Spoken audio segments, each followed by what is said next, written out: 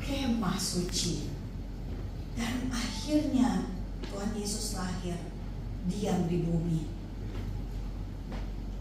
Paskah, Yeshua yang tadi Tuhan menyelamatkan sebagai anak domba Paskah. 1 Korintus 5 ayat 7. Roti tidak beragi, tubuh Yesus yang tidak berdosa dipecah-pecahkan ketika mereka makan malam Paskah. Matius 26 ayat 26. Buah sulung itu maksudnya apa? Ini bukan persembahan, tapi ini adalah yang pertama bangkit dari antara orang mati dan tidak mati lagi. Tuhan Yesus. Itu janji buat kita Bapak Ibu. Amen. Karena itulah Tuhan Yesus mati dan bangkit. Buah sulung yang pertama. Kita juga akan mengalami kebangkitan. Amin. Lalu Pentakosta, Yesus sebagai kepala gereja memberikan Roh Kudus kepada gereja. Efesus 5 ayat 23. Nah, ini adalah kalendernya ya, kalender Alkitab di Imamat 23 Bapak Ibu kalau mau lihat. Nah, diagram ini membantu kita mengerti bahwa kita sudah ada di ujungnya akhir zaman Bapak Ibu. Kenapa bisa? Karena hari raya yang di sebelah kanan Bapak Ibu itu sudah digenapi. Ya, yang di sebelah kanan Bapak Ibu sudah digenapi, yang di sebelah kiri Bapak Ibu belum digenapi Bapak Ibu. Rapture belum terjadi, peniupan serunai belum terjadi. Sekarang ini kita lagi di mana? Musim panas. Kapan Tuhan Yesus bicara tentang musim panas? Ya, udah lihat ini ya. Jadi Bapak Ibu kita lagi menantikan hari raya di musim gugur. Karena di musim panas tidak ada hari raya. Kita menantikan hari raya digenapi di musim gugur. Tuhan Yesus datang. Ketika sangkakala berbunyi, namaku ada. Ada nggak nama Bapak Ibu? Ada. Amin. Ada, harus ada. Amin. Ya. Lalu Yom Kippur tadi pendamaian, dapat mahkota. Amin. Pak Gembala mahkotanya 5 nih kayaknya ya. Pasti. Kan ada 5 mahkota Iya. memang kan. Lalu pondok daun, kita berdiam bersama dengan Tuhan Yesus. Amin. Jadi sekarang kita masih lagi di musim panas. Kita menantikan momen ketika peniupan sangkakala oleh malaikat terjadi. Nah, Tuhan Yesus bicara tentang musim panas. Kita lihat Matius 24 ayat 32. Tariklah pelajaran dari perumpamaan tentang pohon ara. Apabila ranting-rantingnya melembut dan mulai bertunas, kamu tahu bahwa musim panas Sudah dekat. Dan musim panas sudah tergenapi. Pohon aranya sudah bertunas. Israel modern sudah lahir Bapak Ibu. Tahun 1948, 78 tahun yang lalu. Jadi kita sudah sangat dekat dengan musim gugur tadi. Kedatangan Tuhan Yesus sudah terjadi soalnya. Kenapa Tuhan Yesus ngomong musim panas? Karena Tuhan Yesus itu orang Yahudi. Dia merayakan 7 hari raya Yahudi, sehingga mengerti ada musim gugur, ya, ada musim semi, dan ada musim panas. Yeremia 30 ayat 22a, ini janji pemulihan bangsa Israel Bapak Ibu. Orang yang memerintah atas mereka akan tampil dari antara mereka sendiri. Jadi Bapak Ibu kita sudah sangat dekat dengan kedatangan Tuhan Yesus ya. Amin. Nah, kita kembali ke rencana Tuhan buat kita semua. Dari awal Bapa di sorga menyediakan korban buat Bapak, Ibu, dan saya. Sehingga Bapak, Ibu, dan saya tidak perlu piara kambing domba untuk bawa ke bait suci. Kita lihat ayatnya di Kejadian 22 ayat 2 dan ayat 7 serta 8. Awal mula rencana ketika Abraham diminta untuk mempersembahkan Ishak. Kita baca Bapak Ibu firman-Nya, ambillah anakmu yang tunggal itu. Di mata Tuhan anaknya Abraham hanya satu, anak janji hanya satu. Siapa? Ishak, bukan Ismail. Ismail anak daging. Yang engkau kasihi yakni Ishak, pergilah ke tanah Moria. Tanah Moria ini di mana? Di Yerusalem, Bukit Moria. Dan persembahkanlah dia di sana sebagai korban bakaran pada salah satu gunung yang akan kukatakan kepadamu. Lalu berkatalah Ishak kepada Abraham ayahnya. Bapa, sahut Abraham, ya anakku. Bertanyalah ia, di sini sudah ada api dan kayu, tetapi di manakah anak domba untuk korban bakaran itu? Sahut Abraham, Allah yang akan menyediakan anak domba untuk korban bakaran baginya. Anakku, demikianlah keduanya berjalan bersama-sama. Jadi yang menyediakan siapa? Tuhan, Bapa sendiri, Elohim itu sendiri yang menyediakan anak domba untuk korban bagi siapa? Bagi dirinya sendiri. Amin. Maka akhirnya Ishak tidak jadi dipersembahkan. Ketemulah ada hewan yang tersangkut sama belukar. Ada domba. Yang kedua Bapak Ibu kita lihat salib. Kita lihat Yesaya 53 ayat 6 dan 10. Kita sekalian sesat seperti domba, masing-masing kita mengambil jalannya sendiri. Tetapi Tuhan telah menimpahkan kepadanya kejahatan kita sekalian. Jadi Tuhan yang membuat ada salib. Kejahatan kita tertimpa di salib itu. Ayat yang ke-10, tetapi Tuhan berkehendak meremukkan dia dengan kesakitan apabila ia menyerahkan dirinya sebagai korban penebus salah. Ia akan melihat keturunannya, umurnya akan lanjut dan kehendak Tuhan akan terlaksana olehnya. Waktu itu sempat ada perdebatan siapa yang menyalibkan Yesus. Susah amat ada ayatnya di Alkitab. Yesaya 53 ayat 10. Tuhan sendiri. Amin. Yang mau ada salib itu. Yesus menyerahkan nyawanya, sama seperti yang dikatakan di sini. Ia menyerahkan dirinya sebagai korban penebus salah. Kita lihat lagi rancangan Tuhan buat kita Bapak Ibu, sehingga kita gak perlu korban, kita gak perlu beli kambing domba. Kita lihat Bapa menyediakan juru selamat. Yesaya 43 ayat 11, Akulah Tuhan dan tidak ada juru selamat selain daripadaku. Jadi manusia gak bisa cari jalan keselamatan sendiri, gak bisa bikin agama sendiri. Betul. Semuanya dari Tuhan yang ada di Alkitab. Makanya saya selalu katakan Tuhan yang orang Kristen itu sama dengan Tuhan yang orang Yahudi, tapi tidak sama dengan Tuhan agama-agama lain. Banyak orang marah ketika saya ngomong kayak gini. Mereka menganggap semua agama menyembah Tuhan yang sama. Itu tidak benar. Betul. Kalau begitu sia-sia dong pengorbanan Tuhan Yesus. Karena apa? Kalau Tuhannya sama, agama yang lain gak ada salib.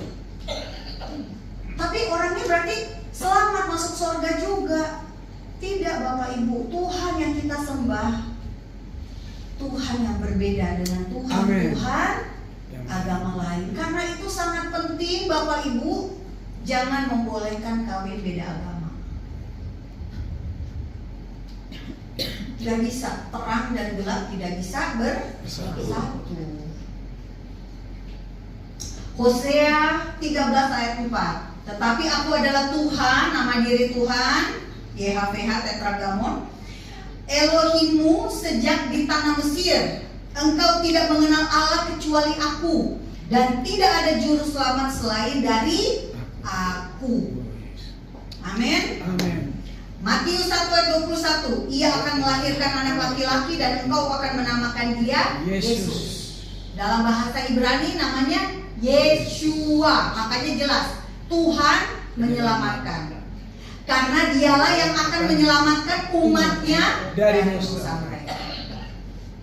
Lukas 2 2 ayat 11, hari ini perkataan malaikat, telah lahir bagimu juru selamat, yaitu Kristus Tuhan di kota Daud. Jadi Tuhan yang berinisiatif. Betul. Tuhan yang bisa. Amin. Kita tidak mampu. Ya, betul. Kita tidak akan sanggup mencapai Tuhan kalau bukan Tuhan sendiri yang turun kepada kita yang berdosa ini. Karena itu darah menjadi sangat penting, Bapak Ibu. Mengapa? Hanya kekristenan yang ada simbol darah. Banyak orang yang berpikir bahwa ini darah kayak zaman dulu orang mengorbankan binatang, mengorbankan hewan untuk dewa-dewa. Beda, Bapak Ibu. Kita lihat di sini di Keluaran 12 ayat 13 dan ayat 27. Dan darah itu menjadi tanda bagimu pada rumah-rumah di mana kamu tinggal. Apabila aku melihat darah itu, maka aku akan lewat daripada kamu. Jadi tidak akan ada tulah kemusnahan di tengah-tengah kamu apabila aku menghukum tanah Mesir. Ayat 27, maka haruslah kamu berkata, itulah korban Paskah bagi Tuhan. Jadi kita tahu bahwa butuh darah karena apa? Sejarah Eksodus, Bapak Ibu. Orang Yahudi, bangsa Israel keluar dari Mesir. Pada tulah yang terakhir, tulah ke-10, darah harus ditumpahkan untuk memberikan perbedaan antara rumah orang Mesir dan rumah orang Israel. Amin. Rumah orang Israel yang ada tanda darahnya, malaikat melewati, Tuhan melewatinya. Amin. Di dalam kegelapan, warna darah yang seperti warna baju saya ini tidak kelihatan, Bapak Ibu. Tapi malaikat maut, maaf, bukan malaikat maut ya, Tuhan sendiri, sebab Tuhan yang berjalan melewati. Tuhan disebut di sini malaikat bisa melihat bahwa ada darah di pintu. Dan ini huruf lambang ini itu dalam bahasa Ibrani itu bentuk lambang hai. Hey. Itu artinya hidup atau kehidupan. Jadi bukan tanpa makna. Semua yang terjadi di Alkitab kita selalu ada maknanya. Kita lihat Bapak Ibu di ayat 27. Maka haruslah kamu berkata, itulah korban Paskah bagi Tuhan yang melewati rumah-rumah orang Israel di Mesir ketika dia menulahi orang Mesir, tetapi menyelamatkan rumah-rumah kita. Lalu berlututlah bangsa itu dan sujud menyembah. Karena itu darah penting bagi iman Kristen sebagai tanda. Nah, kita sekarang bukan taruh darah itu di rumah kita. Kita lihat Bapak Ibu, darah perjanjian masih sama, kita mengambil dari apa yang sudah terjadi di kitab Musa pada bangsa Israel. Keluaran 24 ayat 8, perjanjian Tuhan dan Israel. Kemudian Musa mengambil darah itu dan menyiramkannya pada bangsa itu serta berkata, inilah darah perjanjian yang diadakan Tuhan dengan kamu berdasarkan segala firman ini. Sama di Sakaria 9 ayat 11, ketika Israel dipulihkan kembali, apa yang Tuhan ingat ketika memulihkan Israel? Darah perjanjian. Mengenai engkau, oleh karena darah perjanjianku dengan engkau, aku akan melepaskan orang-orang tahananmu dari lubang yang tidak berair. Bahasa kiasan ketika Tuhan memulihkan bangsa Israel. Buat kita umat Kristen, Matius 26 ayat 28, ketika Tuhan Yesus makan Paskah, makan malam Paskah bersama dengan murid-murid, makan malam Yahudi. Orang Yahudi harus duduk makan malam bersama untuk mengenang Eksodus, untuk mengenang peristiwa ketika darah menyelamatkan mereka. Tuhan Yesus berkata, sebab inilah darahku, darah perjanjian yang ditumpahkan bagi banyak orang untuk pengampunan dosa. Bapak Ibu, nanti Bapak Ibu akan makan tubuh dan minum darah Yesus. Itulah darah perjanjian. Amin. Amin. Itulah perjanjian kita dengan Tuhan. Ya. Bukan di atas kertas, tapi darah yang sangat mahal. Amin. Ibrani 13 ayat 20. Maka Allah damai sejahtera yang oleh darah perjanjian yang kekal telah membawa kembali dari antara orang mati gembala agung segala domba, yaitu Yesus Tuhan kita. Karena darah perjanjian itulah, maka Bapak Ibu punya kepastian akan dibangkitkan kembali untuk hidup yang kekal. Amin. Jadi kita sekarang memandang cawan anggur itu bukan hanya sekedar ritual, tapi betul-betul itu adalah tubuh dan darah Tuhan. Darah perjanjian yang akan membangkitkan kita pada saatnya nanti. Kita lihat darah itu adalah selain dia sebagai tanda, selain sebagai perjanjian, dia juga adalah jaminan Bapak Ibu. Amin. Jaminan apa? Kita lihat Yohanes 6 ayat 54. Jaminan hidup kekal. Barang siapa makan dagingku dan minum darahku, ia mempunyai hidup yang kekal, dan aku akan membangkitkan dia pada akhir zaman.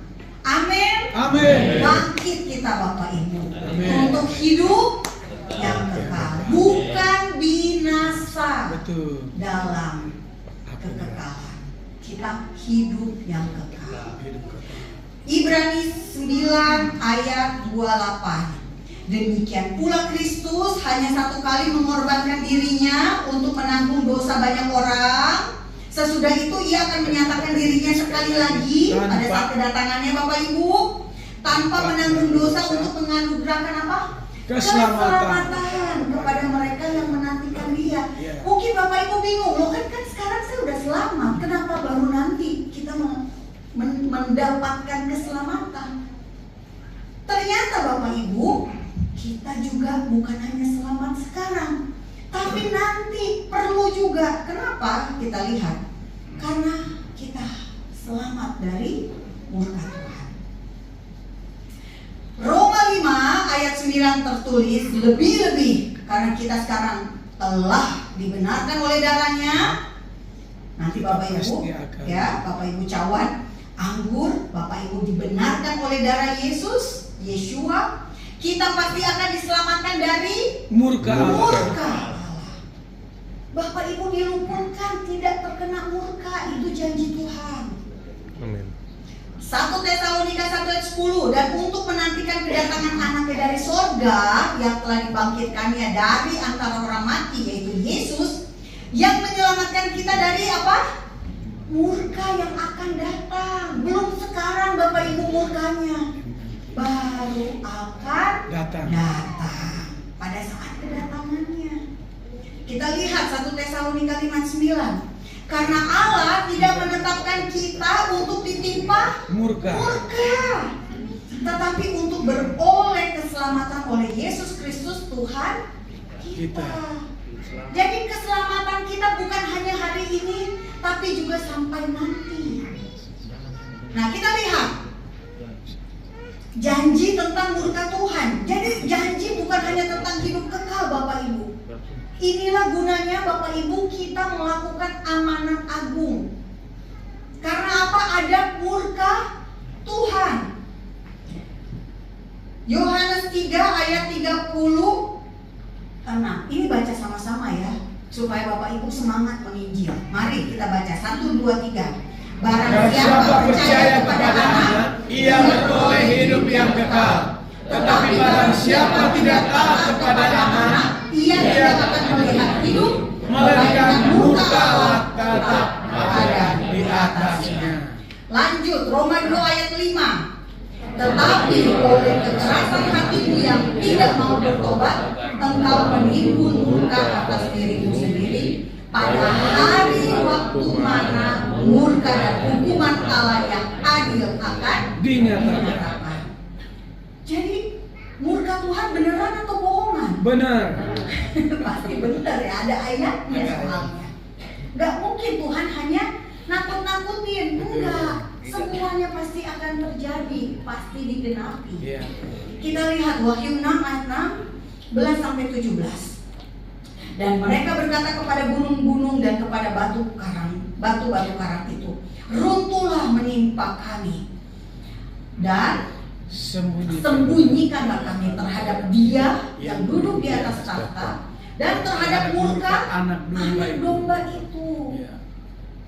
Jadi Tuhan Yesus bisa marah nggak? Marah. Bisa. Bahkan murka anak domba. Anak domba itu siapa? Tuhan Yesus. Yesus. Ayat 17 dikatakan, sebab sudah tiba hari besar murka mereka, dan siapakah yang dapat bertahan? Gak ada, makanya kita butuh darah. Amin. Darah sebagai tanda, darah sebagai jaminan buat kita semua. Darah perjanjian. Amin. Darah perjanjian. Kita lihat Wahyu 16 ini, Wahyu 6 ini bicara tentang murka. Nah, dideskripsikan di Wahyu 16. Bapak Ibu bisa lihat ada 7 cawan murka Tuhan. Wahyu 16 ya, cawan pertama bisul untuk pengikut antikristus, laut menjadi darah, sungai dan mata air menjadi darah, matahari bisa menghanguskan manusia. Bapak Ibu bisa bayangkan panasnya seperti apa. Ini baru matahari di bumi bisa menghanguskan manusia. Bagaimana nanti di lautan api? Ya. Karena itu kita harus betul-betul cari jiwa untuk Tuhan Yesus.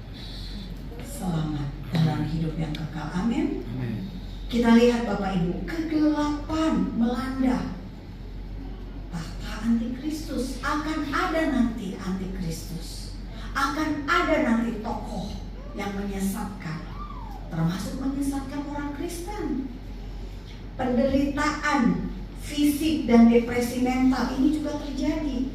Dalam bahasa Grekanya katanya namanya masa omai. Benar nggak Pak Gembala? Masa omai ini gambaran tentang menggigit lidah saking kesakitan.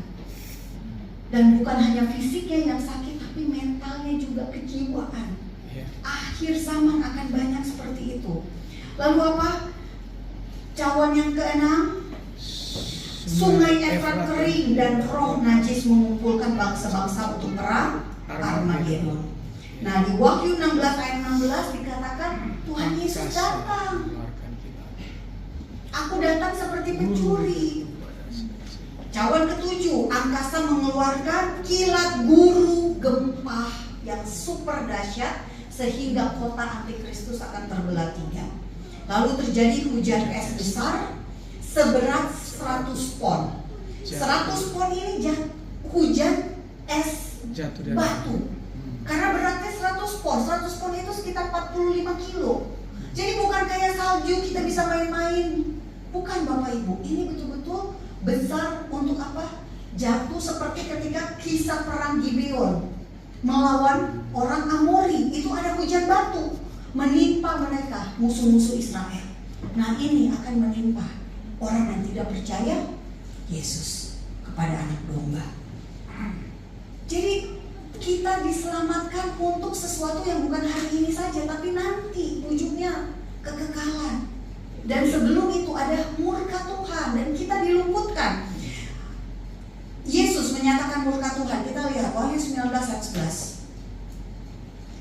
Kita baca sama-sama lagi Bapak Ibu. Lalu aku melihat sorga terbuka, sesungguhnya ada seekor kuda putih, dan yang menungganginya bernama yang setia dan yang benar. Ia menghakimi dan berperang dengan adil. Siapa yang menunggang kuda putih? Tuhan Yesus. Karena apa? Hanya Yesus yang bisa berperang dengan adil. Hanya Yesus yang akan menghakimi manusia. Amin. Wahyu 19 ayat 15, dan dari mulutnya keluar sebilah pedang tajam yang akan memukul segala bangsa Dan ia akan mengembalakan mereka dengan gada besi, dan ia akan memeras anggur dalam kilangan anggur, yaitu kegeraman murka Allah yang Maha Kuasa. Tapi Bapak Ibu tidak akan mengalami ini, karena tadi ya, diluputkan dari murka Allah yang Maha Kuasa. Nah sekarang Bapak Ibu, jadi kalau gitu apa nanti tujuannya? Kita diluputkan dari murka Tuhan. Kita lihat akhir dari para pemenang iman nih. Kalau Bapak Ibu sampai ke ujung, ya, saya sampai ke ujung, maka kita akan masuk ke kerajaan 1000 tahun. Wahyu 20 ayat 6, berbahagia dan kuduslah ia yang mendapat bagian dalam kebangkitan pertama. Itu kebangkitan kita semua Bapak Ibu. Seperti Tuhan Yesus buah surung. Kematian yang kedua tidak berkuasa lagi atas mereka, tetapi mereka akan menjadi imam-imam Allah dan Kristus, dan mereka akan memerintah sebagai raja bersama-sama dengan Dia 1000 tahun lamanya. Mau lanjut atau lanjut aja ya? Lanjut. Jadi Bapak Ibu, kerajaan 1000 tahun ada di Alkitab kita. Jadi Bapak Ibu, haleluya. Iblis gak senang dengar Bapak Ibu dapat kebenaran. Jadi Bapak Ibu, kerajaan 1000 tahun yang dijanjikan buat kita itu nyata.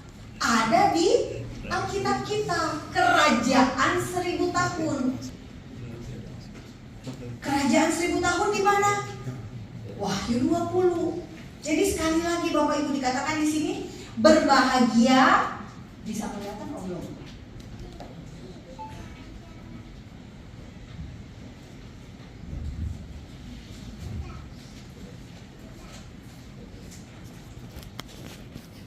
Berbahagia dan kuduslah ia yang mendapat bagian dalam kebangkitan pertama itu. Kematian yang kedua tidak berkuasa lagi atas mereka, tetapi mereka akan menjadi imam-imam Allah dan Kristus, dan mereka akan memerintah sebagai raja bersama-sama dengan Dia 1000 tahun lamanya. Bapak Ibu akan memerintah.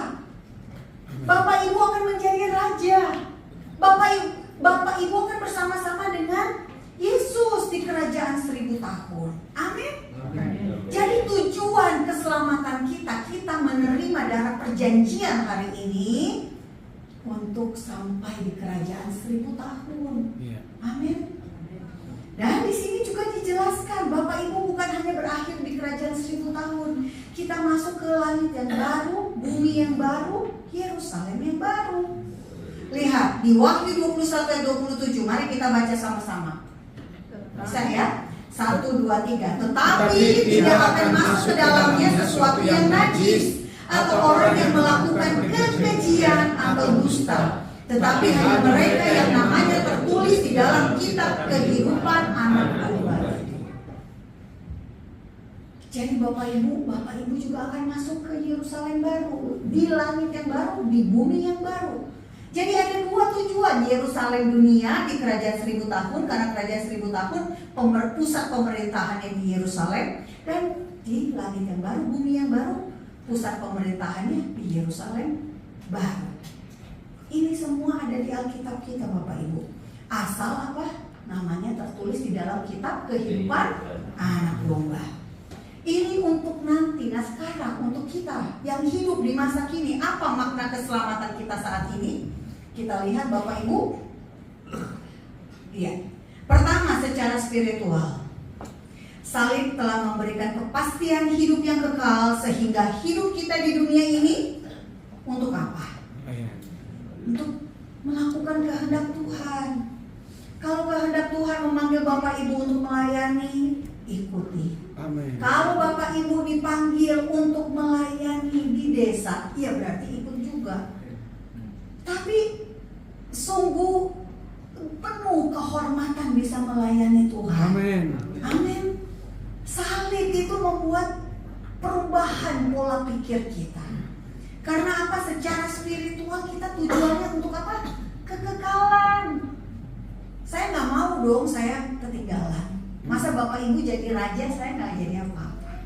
Maunya kita semua sama-sama jadi raja di kerajaan 1000 tahun sesuai Wahyu 20 ayat 6. Kita lihat secara relasi, hubungan, salib memulihkan hubungan kita dengan Bapa Pencipta, sehingga kita menjadi anaknya. Beda Bapak Ibu statusnya kalau hubungannya seperti Bapa dengan anak. Dan salib membuat kita bisa memulihkan hubungan dengan orang lain. Suami istri, orang tua dengan anak, mertua menantu, dan sebagainya. Secara emosional, makna keselamatan yang kita bisa terima saat ini apa Bapak Ibu? Salib membatalkan semua kutuk, mengubah masa lalu menjadi hidup yang berkenan kepada Tuhan. Amin. Jadi kita betul-betul secara emosi Bapak Ibu, gak usah kita merasa paling tersolimi. Enggak, kita beda. Kita anak Bapa yang menciptakan langit dan bumi, anak raja. Beda, kelakuannya juga pasti beda. Secara fisikalnya apa? Salib memulihkan tubuh, memulihkan kesehatan. Oleh bilur-bilurnya kita sembuh. Amin Pak. Bapak anaknya aja tadi sakit ya. Percaya, saya 5 kali sembuh tanpa obat dan dokter. Amin. Hanya tumpang tangan dalam nama Yesus. Kenapa bisa saya kayak gitu? Karena saya orangnya waktu itu bebal. Saya tidak percaya Roh Kudus. Saya nggak percaya karunia kesembuhan. Jadi Tuhan baik banget, dikasih 1 kali kesembuhan, masih aja nggak mau lahir baru, nggak mau baptis, gitu. Akhirnya dikasih yang kedua, ketiga, keempat, sampai ke-5 kali. Baru akhirnya ya udah, saya baptis, lahir di usia tua, umur 39 tahun. Jadi Bapak Ibu yang di sini yang masih lebih muda dari usia 39, jangan mau seperti saya ya. Terlambat menerima kasih karunia Tuhan. Semakin cepat semakin baik.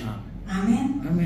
Dan kesembuhan itu membuat saya percaya bahwa Roh Kudus itu sungguh nyata. Amin Pak. Iman Bapak ketika berdoa untuk anak Bapak itu juga bisa sama seperti iman perwira ketika hambanya sakit. Amin. Bapak Ibu, di hari kematian Tuhan Yesus ini kita ingat darah perjanjian. Mari kita bangkit berdiri.